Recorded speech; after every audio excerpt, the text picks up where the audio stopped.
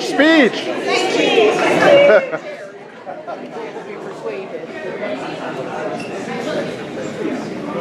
I've been telling people I'm going to make inflammatory comments.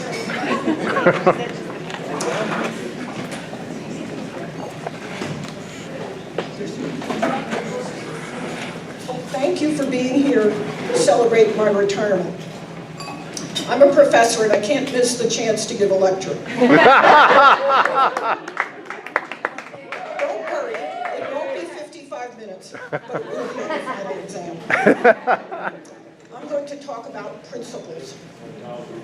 Some people are unprincipled. I don't mean that in the usual meaning of the word. I simply mean they don't use principles in decision making. They don't think about what principles to apply in some situation. I also don't mean that people should use principles as rigid rules. Principles can conflict with each other, but they still provide guidance.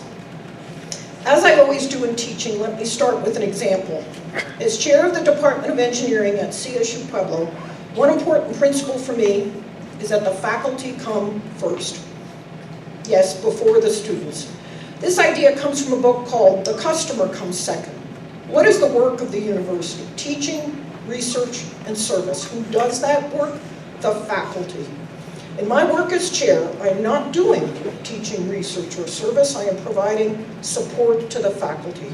My job is to make sure they have what they need to do their jobs well. Everyone at the university who is not a faculty member is support to the faculty. That principle is one of the first things I think about when I make decisions as chair.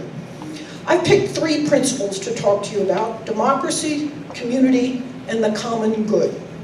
For me, in my lived life, the biggest principle is democracy. I've tried to practice democracy in running the Department of Engineering because it is the right thing to do. You shouldn't make decisions about me without me.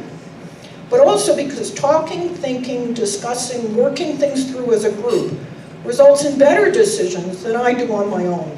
Decisions reached by a few at the top and then handed out in a memo are almost always bad decisions. Implications are overlooked, better solutions might have been found. In bad times, people affected want to help, want to be part of the decisions. Without democracy, why should we accept these bad decisions? I've been studying, teaching, and writing about sustainability. Sustainability has 3 pillars: environmental justice, economic justice, and social justice. Lately, people are adding a 4th pillar, often called governance. But I think the 4th pillar is democracy.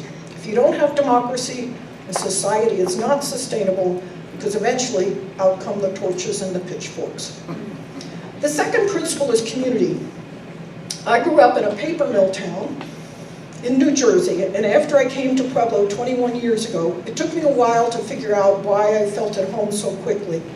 I realized that Pueblo has the same blue-collar diversity, the same friendly but tough welcome, and the same hands-on, we can do this attitude of my hometown. Both towns are maker towns. Pueblo makes steel, but we also roast coffee, we design and make jewelry, we customize hot rods, and we paint murals. We have great manufacturing companies that make carbon disc brakes for aircraft, towers for wind turbines, traction chains, rail products, custom kitchen cabinets, fruit handling equipment, high-end GPS devices, bath and body products, and more. I sew. This community is my home.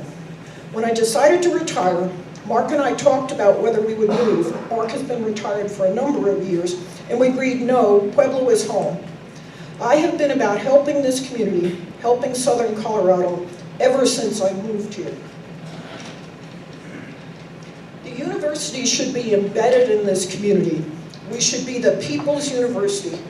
But that phrase doesn't just mean access and affordability, it means practicing democracy, listening to the people of Southern Colorado and helping them.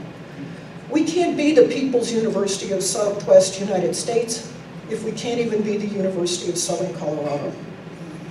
Here is my vision for what it means to be the People's University. I want CSU Pueblo to be the place you call. Anywhere in southern Colorado, yes, in southwestern United States, if a group of people are gathered to discuss, to work on a problem, I want them, when they get stuck, when they can't figure out what to do, I want them to say, that university in Pueblo, they help people. Let's call them and see if they can help us. And finally, the common good.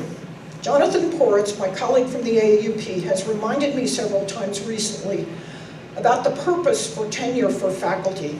The American Association of University Professors stands for two principles: academic freedom and shared governance. The first one is a version of my statement that the faculty are the most important people on campus, and shared governance is, of course, a version of democracy. The 1940 AAUP statement on academic freedom begins, "The purpose of this statement is to promote public understanding and support of academic freedom and tenure. Institutions of higher education are conducted for the common good and not to further the interest of either the individual teacher or the institution as a whole. The common good depends on the free search for truth and its free exposition. Freedom and economic security, hence tenure, are indispensable to the success of an institution in fulfilling its obligations to its students and to society. Democracy, community, and the common good. These aren't three separate principles." Jonathan Poritz has been waiting, I am sure, for my John Dewey moment, and here it is. This quote from the noted educator and co-founder of the AAUP has been on my door for years. "Whether this educative process is carried on in a predominantly democratic or non-democratic way becomes therefore a question of transcendent importance, not only for education itself, but for its final effect upon all the interests and activities of a society that is committed to the democratic way of life." Finally, I am retiring from CSU-Pueblo, but I'm not done yet, my friends. You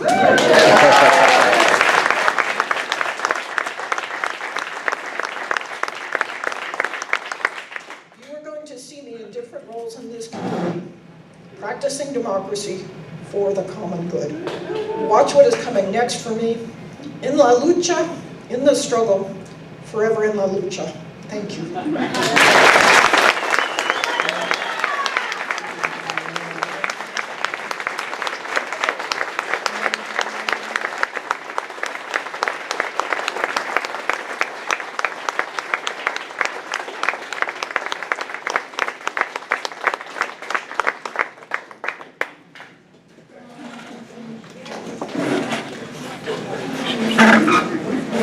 Go ahead, don't.